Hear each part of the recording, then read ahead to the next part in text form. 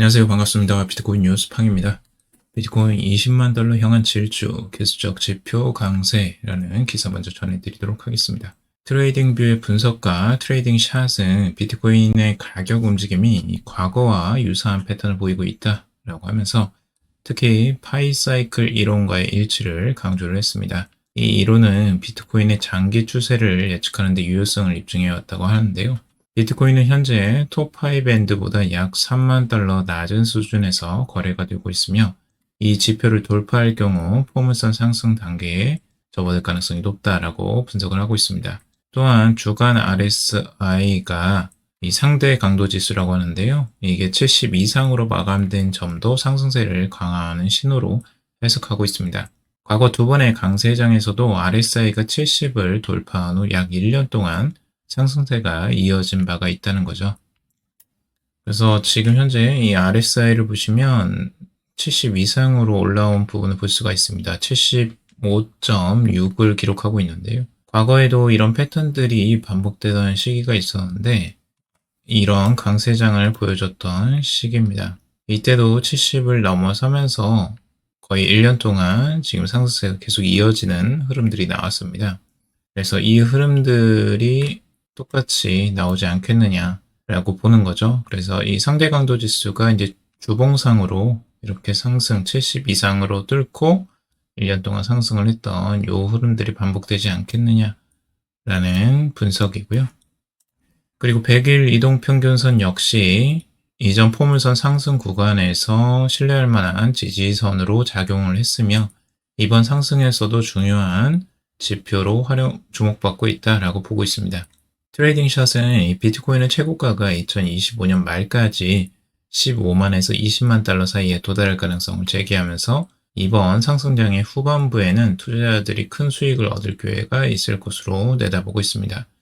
한편 암호화폐 거래 전문가 알리 마르티네즈는 비트코인이 이번 사이클에서 13만 8천 달러까지 도달한 후 주요 조정을 겪을 가능성을 예측하고 있습니다.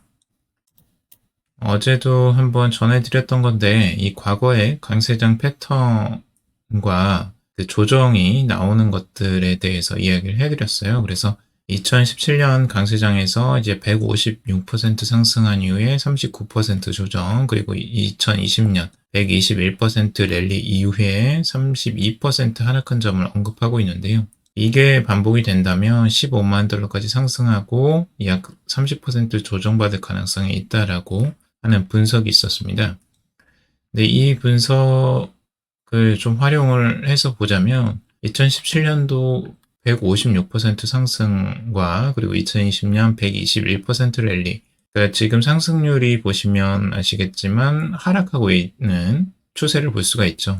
그리고 이 하락 조정 폭도 줄어드는 모습을 볼 수가 있고요. 자, 이런 거에 대비해 보자면 156%에서 121%에서 다시 이제 추가적으로 그 상승세가 줄어드는 모습을 볼 수도 있을 것 같고요. 만약 그렇다면 87% 정도 상승률이 나올 가능성들도 열어놓고 봐야 될 것 같습니다. 그래서 지금 이 가격이 딱 13만 8천 달러 선 정도예요.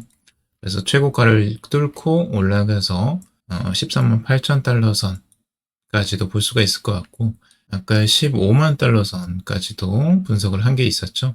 그래서 이 구간에 들어가는 것들을 좀 주요적으로 봐야 될 것 같고, 그 다음에 이제 조정세가 나온다면 30% 조정인데, 30% 조정이면 다시 이제 9만 달러 선으로 다시 내려오는 그 구간이 있을 수도 있다라고 이제 과거의 패턴을 반복해서 보자면 이제 그런 것들을 볼 수가 있고요. 그리고 여기에서 이제 주요적으로 봤던 게 과거의 최고점을 뚫고 신고점을 뚫고 올라가는 이 시점 11월부터였는데요. 어제 제가 전달을 여기를 기준으로 해서 좀 일찍 시작됐던 부분을 이야기해 드렸어요. 그래서 석 달이 아니라 이제 두 달 정도 고점으로 지금 신고점을 뚫고 올라가는 이 기간을 볼 수가 있습니다. 자, 보시면은 이제 11월부터 1월까지 최고점을 찍죠. 그래서 1월 초까지 나오고 그 다음에 조정세가 나와요. 그래서 만약 이런 패턴이 이번에도 반복이 될지는 모르겠지만 만약 반복이 된다면 1월까지 이제 상승세가 쭉 이어지다가 조정세가 1월 초에 나온다면 똑같은 패턴이 반복되는 거고요. 만약 이제 그 전에 뭐 조정이 나올 수도 있고요. 그 이후에도 나올 수도 있습니다. 근데 뭐 과거의 패턴을 이제 분석하면서 기술적 분석을 한번 예측해 보는 것뿐이죠. 그래서 그렇다면 1월 초, 이제 12월 말, 뭐 이럴 때를 좀 그 조정을 예상을 하고 대처를 좀 해야 될 것 같고요. 뭐 장기적으로 들고 가시는 분들은 뭐 그냥 계속 그냥 조정이 오더라도 참고 기다리시면 될 수도 있고요. 그래서 이런 부분들 같이 기술적 분석으로 한번 봐봤고, 비트코인 최고치 경신하면서 시장 극단적 탐욕 국면이다 라고 하고 있습니다. 알트코인은 상대적 부진이라는 기사인데요. 지금 코인마켓캡의 이제 공포 탐욕 지수가 84를 기록하면서 시장이 극단적 탐욕 단계에 접어들었다 라고 보고 있습니다. 그래서 최고점 11월 16일에 86보다는 그래도 낮다고 해요. 그러니까 극단적 탐욕이 최고치를 찍었다가 지금 살짝 내려온 수준이죠, 오히려. 지금 비트코인에 관심이 많이 집중이 된 상태라고 볼 수가 있고, 알트코인은 상대적으로 성장 속도가 느리거나 유동성이 빠져나가고 있다라고 보고 있는데, 이게 이제 상승장에서 전형적인 모습이라고 볼 수가 있습니다. 비트코인의 자본 유입이 많이 되고, 알트코인은 오히려 자본이 살짝 빠져나가는 흐름들이 있거나 그냥 횡보를 보이거나 이런 흐름들을 보여줍니다. 이제 비트코인이 어느 정도 상승하고 꺾여주는 흐름들이 나와줘야지만 그때 알트코인으로 자금 흐름이 이어지게 되죠. 자, 그리고 백악관 가상화폐 전담직 신설되는 후보자 심사 중이라는 기사입니다. 도널드 트럼프 대통령 당선 측이 이 백악관 최초의 가상화폐 전담직 신설을 검토 중이라고 합니다. 그래서 가상화폐 정책에만 전념하는 새로운 백악관 직책 신설이 있어 디지털 자산업계와 논의 중이라고 하고 있습니다. 이 자리에 이제 후보군으로 떠오르는 사람이 브라이언 브룩스 전 바이낸스 최고 경영자가 있고요. 그리고 브라이언 암스트롱 코인베이스 CEO 등이 주인공으로 예측되고 있습니다. 그래서 이런 자리가 마련된다는 건 진짜 암호화폐, 가상화폐 굉장히 큰 호재라고 볼 수가 있을 것 같습니다. 비트코인 사상 최고가 경신에도 대중 관심 미지근 고무적 신호 센티멘트라는 기사인데요. 온체인 데이터 분석 업체 센티멘트는 이 비트코인이 10만 달러에 다가서며 역사를 만들고 있지만 암호화폐 커뮤니티는 놀라울 정도의 무관심과 회의적인 태도를 보이고 있다라고 보여주고 있습니다.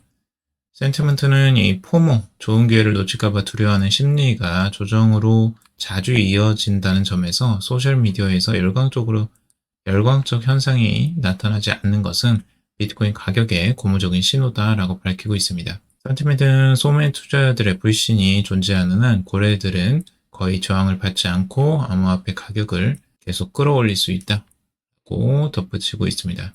소매 투자자들이 의외로 지금 많이 관심을 보이고 있다라고 생각을 하지만 과거에 진짜 불장 때보다는 만큼 크게 관심을 보이지는 않고 있다라는 걸 우리가 알 수가 있죠. 그래서 이런 흐름들이 이제 고래가 좋아하는 흐름이다라고 보여주고 있고 시장에서 열광 부족은 정말로 큰 조정 없는 지속적인 성장을 시사하는 것일 수도 있다라고 평가를 하고 있습니다. 그래서 장기 투자자들에게는 오히려 좋은 소식이다.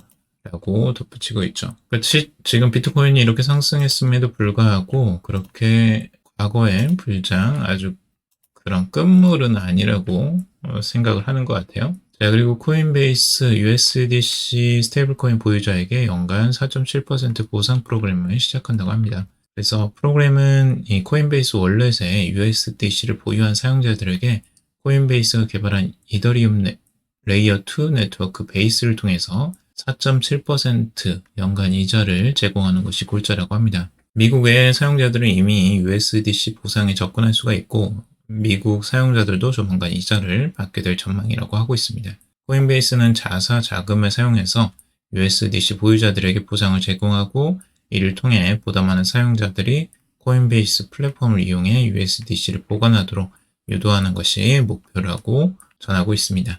코인베이스가 적극적으로 지금 베이스를 홍보하기 위해서 이런 활동들을 벌이고 있는 것 같습니다. 자, 그리고 코인베이스 CEO 미 국부펀드로 국민 배당 지급 제한, 머스크 트럼프 도치 구상 주목이라는 기사인데요. 코인베이스 공동창업자 CEO인 브라이언 암스트롱이 미국 국민들에게 배당금을 지급할 수 있는 국부펀드 설립을 제안을 했다고 합니다. 이는 정부 지출을 효율화하고 장기적으로 규모를 축소하려는 방안으로 도널드 트럼프 대통령 당선인의 새로운 정부 부서인 정부 효율성 부서와 연관된 계획으로 주목받고 있습니다. 암스트롱은 소셜미디어 X를 통해 도지는 정부를 건강한 규모로 축소할 수 있는 일생일대의 기회이며 미국 정부의 지출 구조를 개선하고 국민들에게 배당금을 지급할 수 있는 시스템을 제안했다고 합니다. 국부펀드를 통해서 이 예산 잉여금을 국민들에게 배당금으로 지급하면 모든 국민들이 정부 운영에 대한 이해관계를 가질 수 있다라고 주장을 하고 있고, 또한 국민이 추가로 지분을 구매하거나 의회가 일정 비율의 지분을 보유하는 방식도 제안을 하고 있습니다. 그래서 국민 전체가 이제 배당을 받는 시스템, 굉장히 획기적이라고 볼 수가 있는데, 이런 시스템은 국내에도 좀 들여올 만하지 않을까. 정부가 정말 효율적으로 돈을 잘 관리해서 그 남는 잉여 수익을 국민들에게 나눠준다면 정말 획기적이라고 볼 수가 있겠죠. 자, 그리고 카르다노 12% 급등, 최대 15달러까지 상승 가능성 제기라는 건데요. 최근에 카르다노의 상승률이 꽤 잘 나오고 있습니다. 그래서 대규모 거래도 6개월치 최고치를 나타내고 있고요. 에이다의 선물 미결제 약정도 7억 3,500만 달러로 증가하면서 2021년 11월 이후 최고치를 기록해 시장의 강한 상승 심리를 보여주고 있다라고 하고 있습니다. 에이다의 이제 가격 목표도 최고치인 3.12달러를 제시하고 있고, 두 번째는 이 가격의 2배인 6달러까지 또 보고 있고요.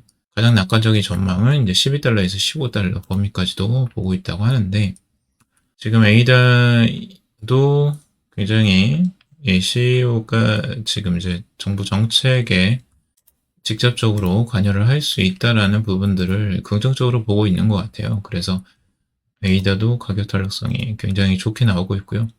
그리고 비트와이즈 솔라나 ETF 신청 2025년 트럼프 정부 승인 가능성이라는 기사입니다. 암호화폐 자산 운용사인 비트와이즈가 미국 증권거래위원회에 이 솔라나 현물 ETF 출시를 위한 신청서를 제출하면서 암호화폐 ETF 경쟁에 합류했다라는 내용입니다.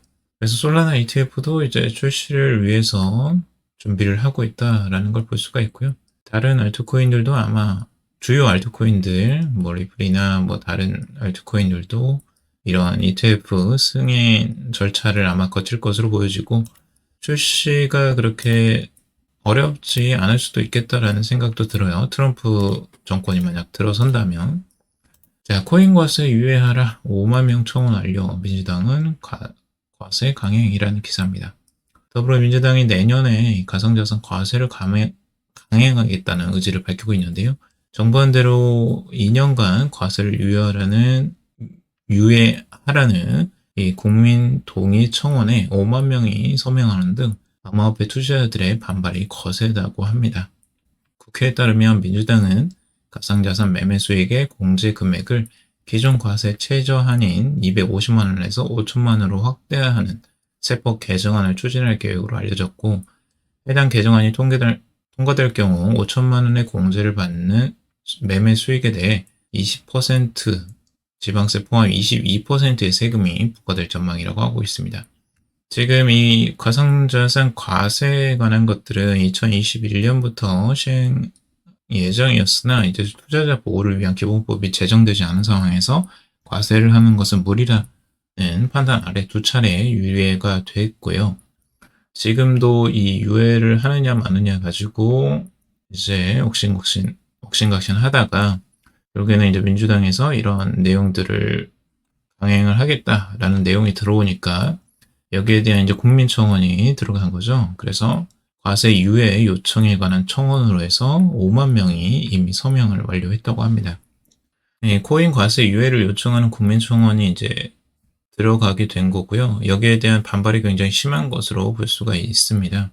공제액이 커지면 이 세금 면제 대상이 늘어나겠지만 이 시장을 주도하는 고래들이 국내 가상자산 시장을 떠날 가능성이 높아지고, 이는 소액 투자자들에게 피해를 이어질 수도 있다라고 보고 있고요. 금투세 폐지의 주요 이유 역시 고래들에게만 과세하더라도 시장 전반의 하락을 초래할 우려가 컸기 때문이라고 보고 있습니다.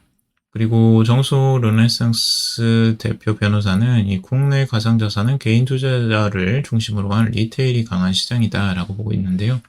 과세가 도입될 경우 투자자들이 세부담이 증가해 거래 규모가 축소될 가능성이 있고 자연스럽게 국내 가상자산 시장의 침체로 이어질 수 있다라고 우려를 하고 있습니다. 트럼프 정부의 가상자산 친화 정책이 부각되는 시점에 국내 업계의 입지가 악화되고 자본과 기술이 해외로 유출될 가능성을 배제할 수 없다라고도 보고 있죠.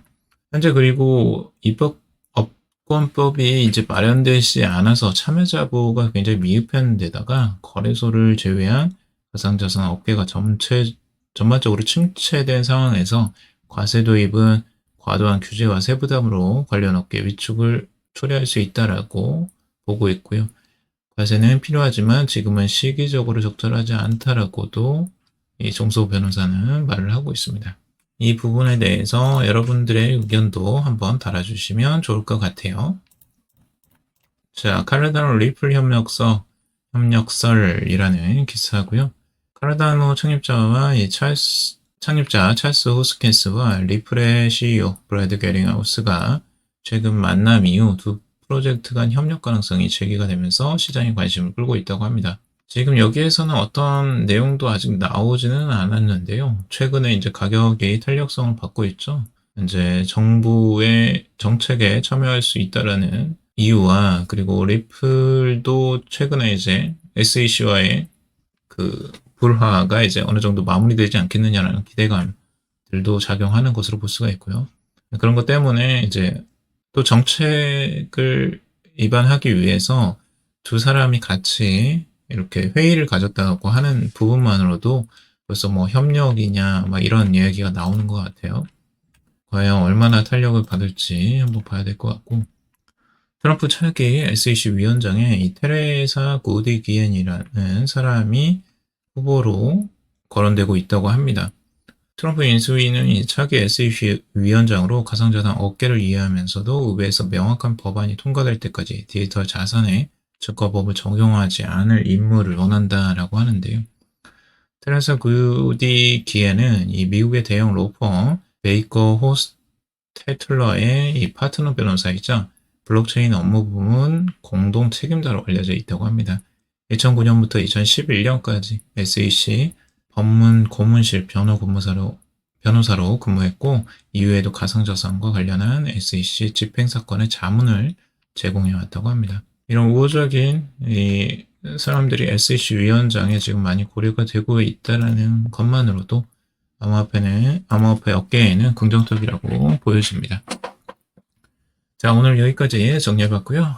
도움이 되셨길 바랍니다. 도움이 되셨다면 좋아요, 구독, 댓글 달아주시면 감사하겠습니다. 투자에 관련된 정보들 참고사항일 뿐이고 조언이 아니니 투자할 때 여러분들 스스로 꼭 판단하시고 결정하시기 바라겠습니다.